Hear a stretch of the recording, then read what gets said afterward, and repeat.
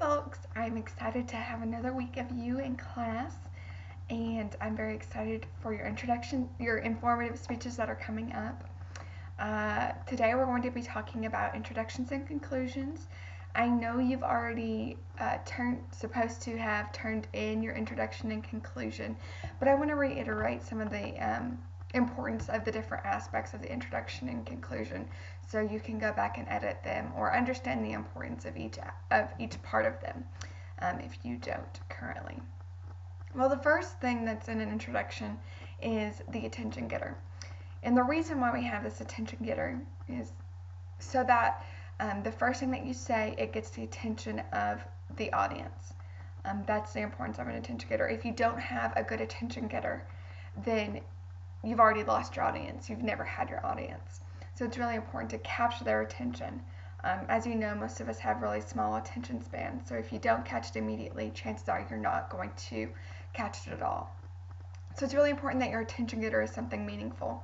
Now, this may be a joke, this might be a statistic, it might be a personal story, it could be a story from the news, it can be virtually anything, but it cannot be, "Hi, my name is Rebecca and I'm going to inform you about blah." Or, "Hi, my name is, today I'm going to inform you. Hi, I'm going to give my speech now." Something like that. It needs to be something that relates to the topic. So once you capture the audience's attention about the topic and get them interested in the topic, you're going to tell them why this topic is important to them. This is called the listener relevance link. You're going to connect the topic to the audience. So if you're talking about something like a new innovation in a new possible cure for heart disease, then you might want to say something like heart disease is prevalent in America.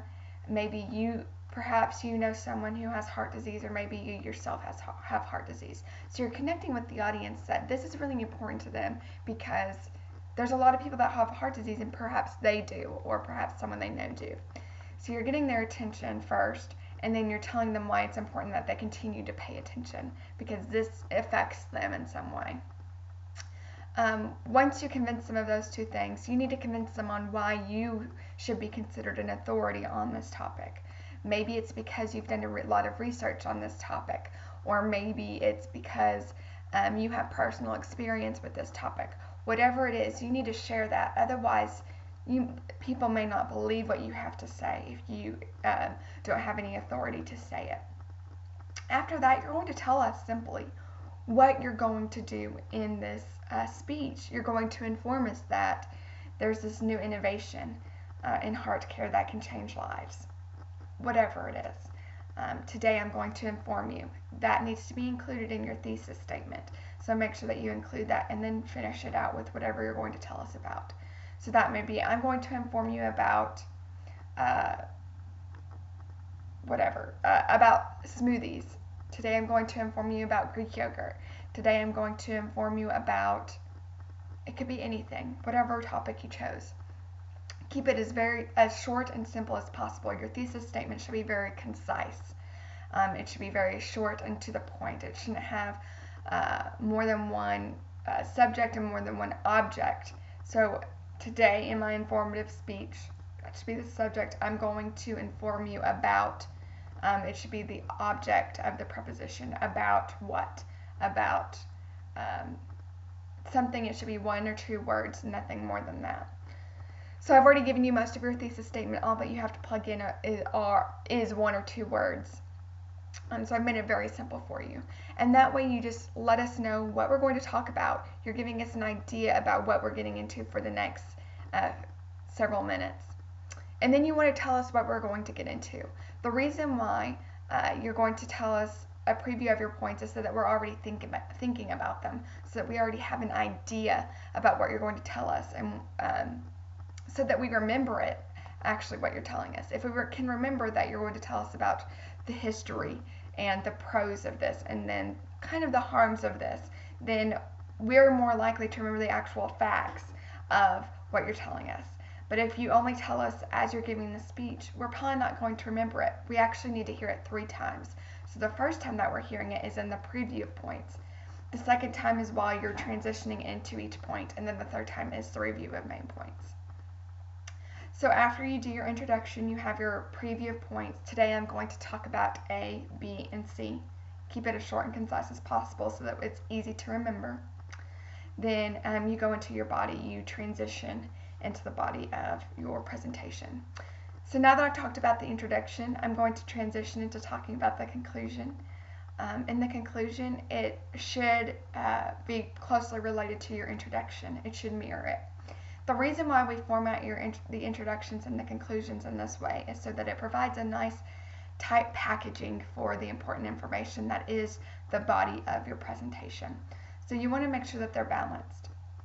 So like we ended in our preview of points, we're actually going to start on our restatement of thesis. Today I informed you about blah. I did this by talking about A, B, and C. Just like your preview of points, you're going to review your points. That's just another way to remind them what we talked about today so that they remember it. And then finally, you do a clincher, and this may be the single most important thing that you do in your entire speech.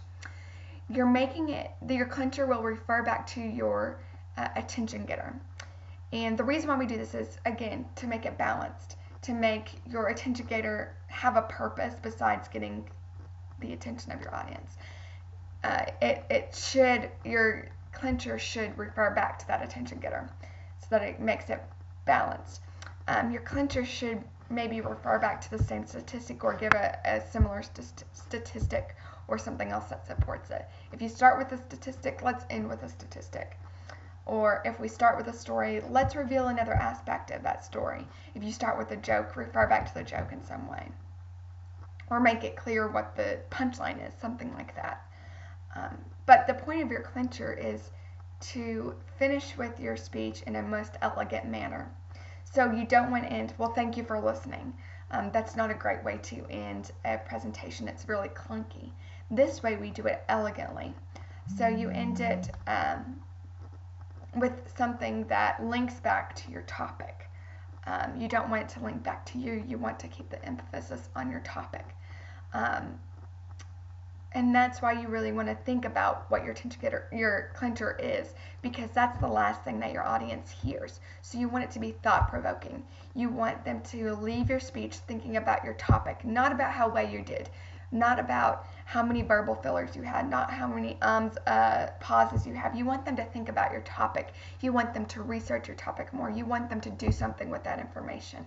At the end of the day, you want them to be thinking about whatever you just talked about. So you want to make sure that you're ending your speech on something related to your speech, not something related to you. So you're not going to say thank you. You're not going to say, and that's the end of my speech.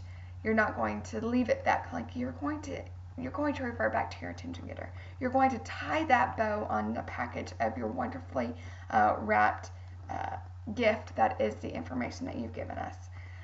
So today I've talked about your introduction and conclusion. I hope that you have a better understanding of what we've talked about, and I'm very much looking forward to how your introductions and conclusions transition from what you gave me on Friday to what I see next Friday when you turn in your beautiful speeches. I'm very excited to see what you have to offer. I hope you have a great week, and I look forward to the assignments that you turn in this week. See ya.